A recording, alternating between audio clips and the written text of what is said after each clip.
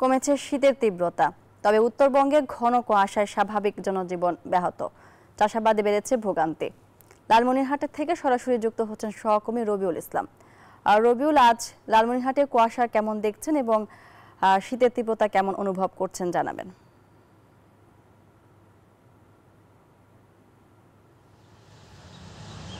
ধন্যবাদ মাহমুদা মনি। আপনি যেমনটি বলছিলেন যে শীতের দাপট কিন্তু কমে গেছে, কয়েকদিন ধরে কিন্তু শীত কম লাগছে, কিন্তু প্রতিদিন সকাল ভোর থেকে কিন্তু কুয়াশা আচ্ছন্ন থাকছে রাস্তাঘাট, এবং আজও কিন্তু কুয়াশা রয়েছে।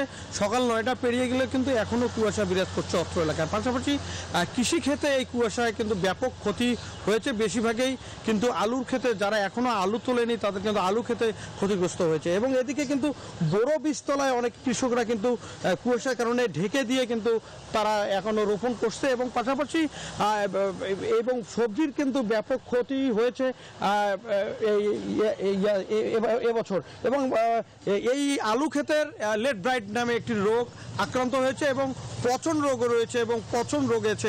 এবং এদিকে লালমনিরহাট কৃষি বিভাগ বলছেন যে এই রোগ এবং লেট ব্রাইট রোগটার প্রভাবটা খুবই কম, আমরা সচেতন রয়েছি। তো এই ছিল আমার কাছে সর্বশেষ, ফিরে যাচ্ছি স্টুডিওতে।